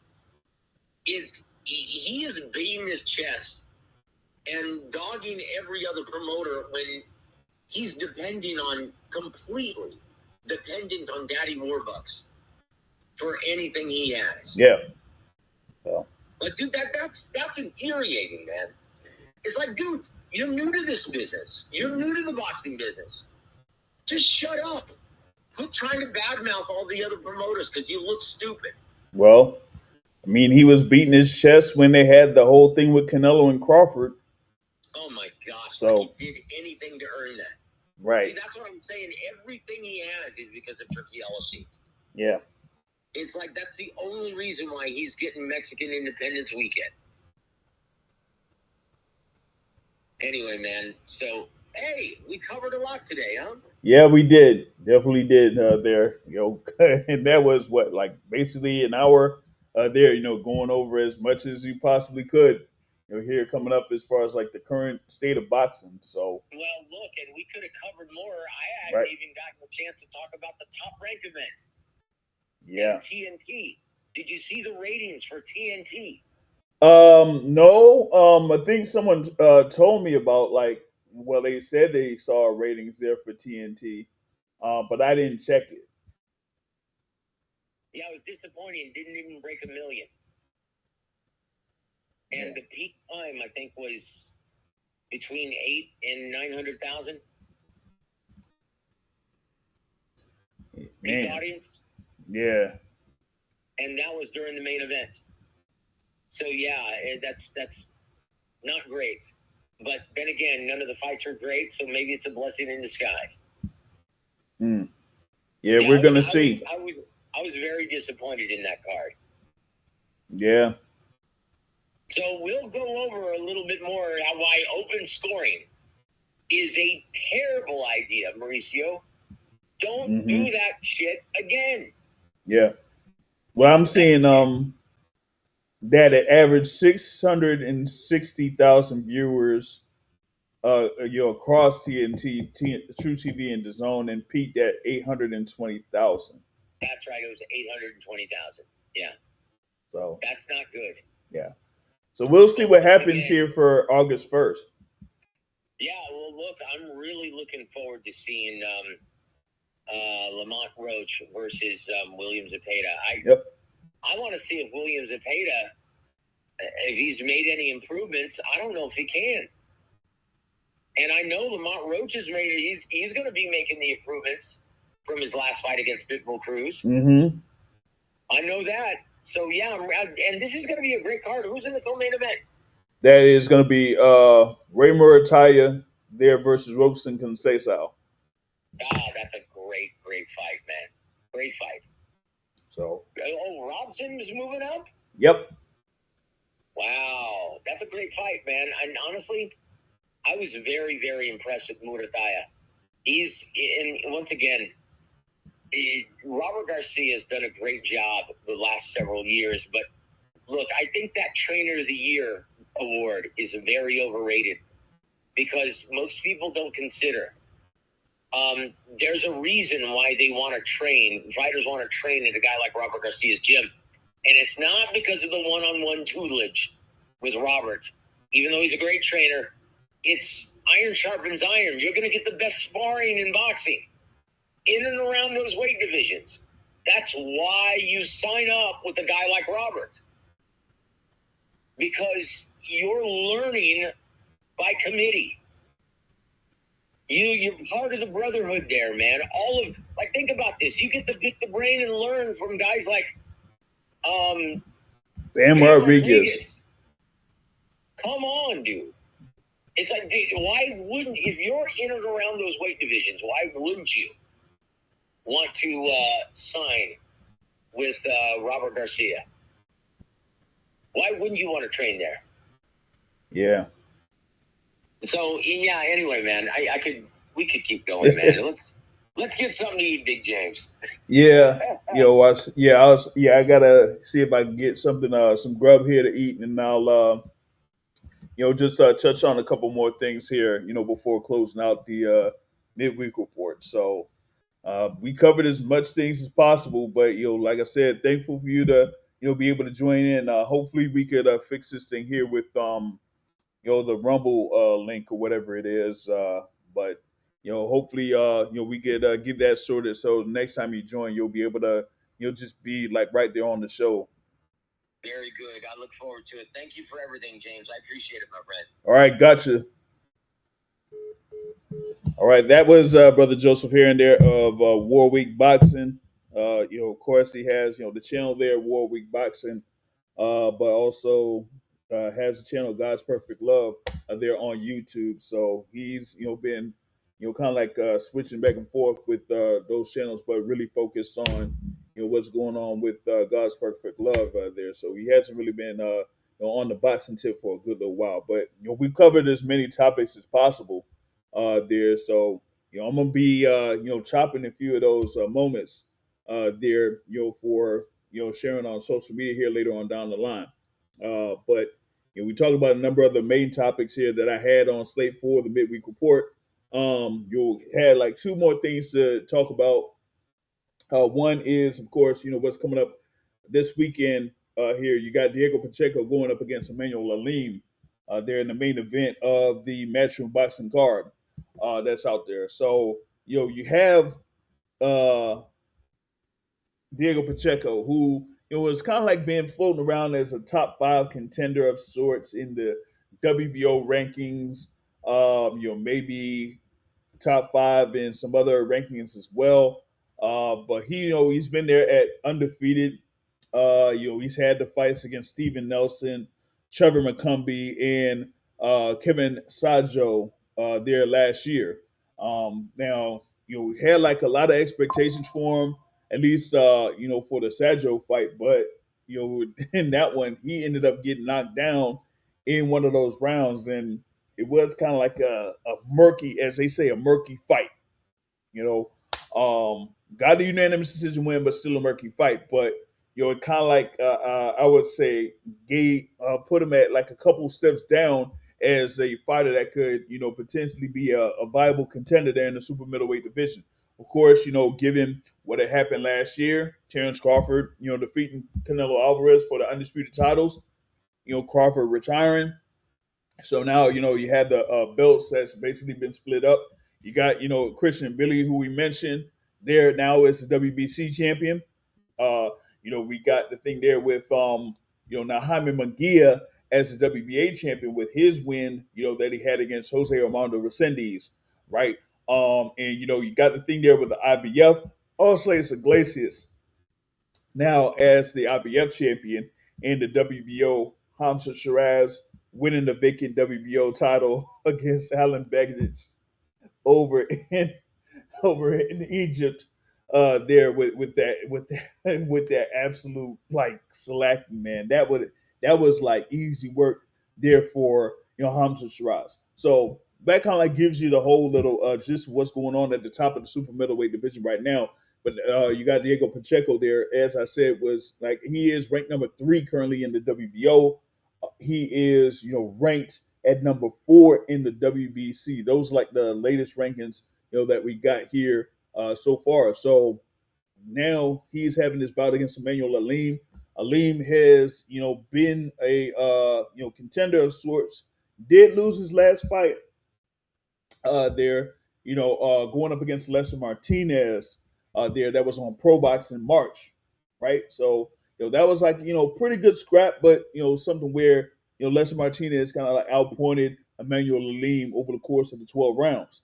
So now you got Immanuwel Aleem back at it with another 12-round bout against another undefeated opponent in Diego Pacheco. Will this be, something different here for Immanuwel Aleem, where, him being at 32 years old right now, maybe this could be like his, last shot to, try to get closer, to being a world, title contender. But you got here with, like I said, with Diego Pacheco, he's there at 25-0 with 18 wins by way of knockout. if they, expect a lot out of this, guy here for that's like 25 years old, well, he's gonna have to show it against someone like Immanuwel Aleem. If he's gonna be like a threat to like a Jaime Munguia, to an Osles Iglesias, to a Hamza Shiraz, a Christian and Billy, even like Alessa Martinez. Like Martinez is gonna be having a fight coming up in August on Pro Box. Like then you got to see Diego Pacheco be impressive, against fighters like Immanuwel Aleem. So we'll see how that works out. Like Aleem right now, despite the loss to Les Martinez, he's still ranked in the WBC. He's like at number 13. So we got to see like what's going to happen here for Diego Pacheco, on that front and the headliner for the Dignity Health Sports Park in Carson, California. Like I said, matchroom card. You do have Andy Cruz. It's going to be on there against Abraham Montoya again. Andy Cruz was supposed to be fighting Albert Bell, but we seen Albert Bell go up against Abdullah Mason on July 4th. So now for Andy Cruz going up against Abraham Montoya, that's going to be a little bit good amount of steps down. Remember, because he was looking to see if he could get something where it'd be another eliminator for the IBF lightweight, title. Now with this one, it's like, well, Abraham Montoya, it's just a fight where he just stays busy, keeps that date, and then we'll see if he gets a good win, if it's a quick win for him, then he could get right back in the mix. Therefore, a fight later this year. Matchroom, he probably has some dates out there for him. We'll see how it work out. But those are like the two like main fights to kind of like look at. What do we have also? We had like Albert Gonzalez, undefeated, going up against Aaron Alameda, who's like a veteran. They're out there, around that featherweight division or something like that. So that's like another fight to kind of like look at. But the outside of that, I'd say those first two fights that I mentioned are the ones to kind of like focus on here a lot for this weekend. Like I said, mostly the fights that are like high profile are going to be the following weekend. Like I said, you got Tyson Fury in action. You're going to have Anthony Joshua in action. You got Errol Spence versus Tim Tszyu, that card. And as we mentioned earlier, we still got to see what's going on with Jamal Charlo, because the whole thing with Australia and how they handle things as far as like people coming in with a criminal record. They don't be playing them games. So we got to see if Jamal Charlo is going to be straight, at least here within these next couple of days, because if not, then Jamal Charlo versus Corey Mazzudier, that might not happen. So we got to see if that's going to be sorted out and straightened out. But what else is going to be out there? Like I said, that's July 25th, July 26th, Zuffa Boxing. You got the whole thing with with Richard Hitchens, fighting at welterweight, right? You got Edgar Berlanga, that's going to be headlining there. You're going to have Jalil Hackett, that's going to be going up against Sergey Derevianchenko. That's on that card. So a lot of action for the following weekend there. And then August 1st, you're going to have, the fight there in Las Vegas. Lamont Rose Jr. versus William Zepeda. Might have something here coming up with Lamont Rose Jr. They have something that's in the works for next week, I think. So we might have the Boxing Source out there. Depending on where it is, might be able to get some stuff. Might not, because the last time they had like a media day where it was at, it was like it was kind of insane or whatever it was. So we'll see, right? But that is also what's on slate here, coming up in these next couple of weeks. Did also wanted to bring up the whole thing there with Keyshawn Davis. He did have a post that was on Instagram. I'm not sure if I'm able to pull it up here on the screen, be able to share it, but hopefully I can. Wait, they did announce some stuff for the August 1st card. Let's see. Yeah, they got So I might be able to share that here before we roll out. But I wanted to bring up this thing here with Keyshawn Davis because he did have a post that was on Instagram, and when it was on Instagram, he had like a little video of sorts. Let me see here if this is it, because I wanted to see if they were able to put it up there. So I want to see if they're okay. Yeah, yeah, yeah. So all right, here we go. Right. So I'm going to see it here if I'm going to be able to share the screen here for those that are watching live. Shout out to all of y'all. All right, so we're gonna get the thing to share and whatnot, and we like add it on there so you kind of like see it, right? All right, so this is on Keyshawn Davis's Instagram page, and the caption there for Keyshawn Davis, the businessman, he says, "Who's going to be next to step in the ring with the businessman?"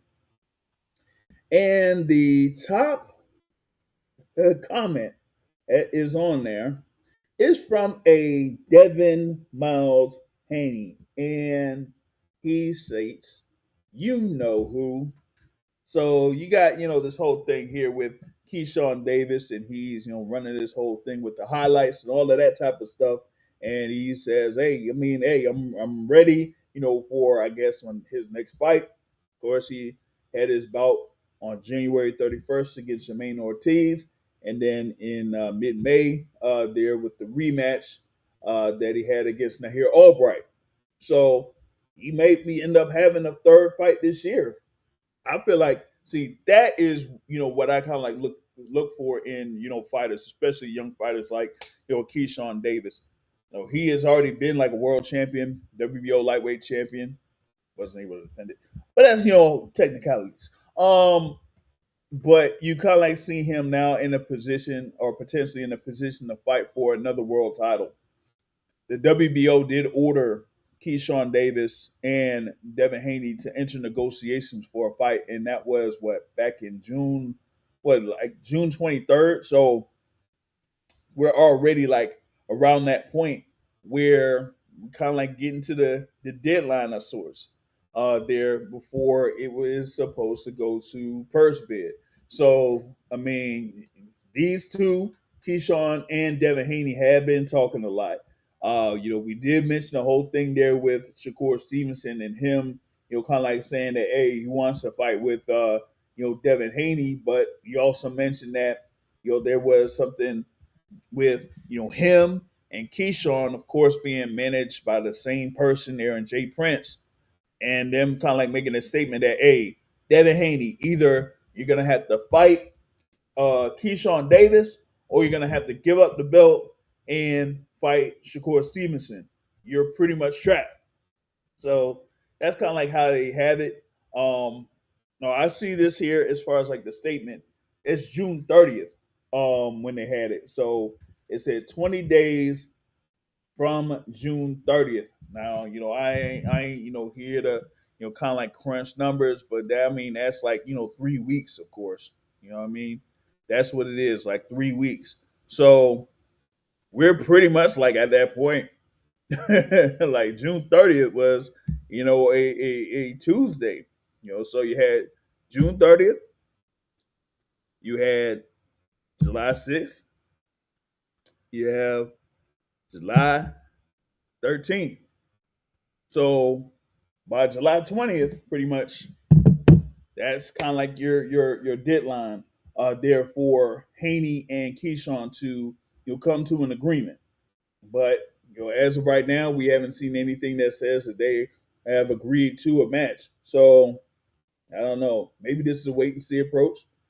You had the thing there with Shakur Stevenson saying that, hey, he wants to have a fight with Devin Haney coming up for October. But I've said it before and I'll say it again. I doubt that that's going to be the case.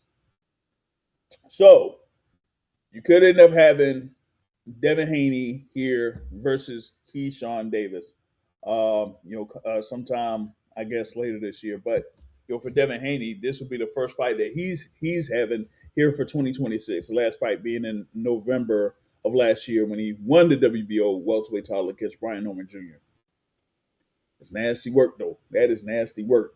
You come off that momentum of having that winning the WBO welterweight title, kind of like being named within the top 5 pound for pound in a lot of media publications, and you still don't have a fight, and won't have a fight until what, maybe September, unless they announce something here within these next couple of days. That's wild. At least that's wild to me. At least for someone like Devin Haney. But we'll see. How this whole thing develops here within these next few days. Because like I said, we got about another 5 days before that negotiation period ends. So let's wait and see approach on that. All right. That is the midweek report here. Because here on for almost 2 hours. But we covered a lot of topics here. More topics, that was on slate. But it's kind of like what we want to do here. We want to at least touch on as much as possible, to give y'all as much information as possible. Big thanks for brother Joseph Heron to join in here, and kind of like gave a lot of information. So if you missed the whole thing live, you can catch the replay, or kind of like check us out here later on down the line. We're going to be having snippets of this that's going to be on here available through the social media outlets. So you'll be able to kind of like hear what's going on for a lot of these different topics here, especially what's going on with Rolando Rolly Romero, right, and also with Errol Spence Jr. and with Jamal Charlo. I mean, we gotta still like follow what's going on with Jamal Charlo here over these next couple of days, because like I said, we're getting close to fight week, and there's still, as of right now, they're still having issues there with Jamal Charlo. So we'll be trying to keep up with all of that, and in the meantime, y'all be able to see if you could enjoy the fights coming up this weekend. Here, like I said, they'll be on the Dazn Matchroom Boxing card, headlined by Diego Pacheco versus Immanuwel Aleem. They're in the super middleweight division. Okay, and then next week, like I said, we'll be on for the midweek report on Wednesday. We do have the Boxing Source podcast. It's going to be scheduled for Sunday evening. We're going to be talking about all of the fights that are coming up there for that weekend from the 24th to the 26th. So that's what we got here on the schedule. If anything, if y'all haven't done so already, hit the subscribe button there on YouTube, or just follow through on Rumble, and follow us on social media. We'll be able to have a few things there on that. For me, also, check out the website, theboxingsource.net. I gotta catch up on a number of things there on the website. I've kind of like been, I wouldn't necessarily say under the weather of sorts, but over the past couple of weeks, I kind of like been really behind on doing some things there for the website. But kind of like catching up with that here. So y'all go ahead and check that out. What else is it? Oh yeah, more fights. Coming from the what they say, the fight on TNT. We talked about the thing there as far as like what happened on July 4th in Cleveland. You got what's coming up in Las Vegas on August 1st. Roach versus Zepeda. Right now, we're gonna have the fight for September. That is going to feature Andy Ruiz Jr., and he's going up against Damian Neba. All right. That's going to be at the Prudential Center in Newark, New Jersey. And in the co-feature, you're going to have Vito Milnicki Jr. versus Austin Ammo Williams. That was recently announced here over the past a couple of days or so. So we got a good amount of fights that are going to be coming up here, going into the end of summer, the beginning of fall. So we'll be able to keep up with it here on the Boxing Source through social media, through the website, through YouTube and Rumble. So just keep up with us, and we'll be able to keep y'all up to date on what's going on, what's going down, sometimes what's happening behind the scenes on some things. There's like anything else that maybe y'all want to follow up on, just let us know through social media, and also check us out through Discord as well. We do have a Discord channel there, so I'm going to be posting a link on for that in the description of this video as well. So that's what I got. I will be able to catch up with y'all at a later time. Until then, peace out, y'all.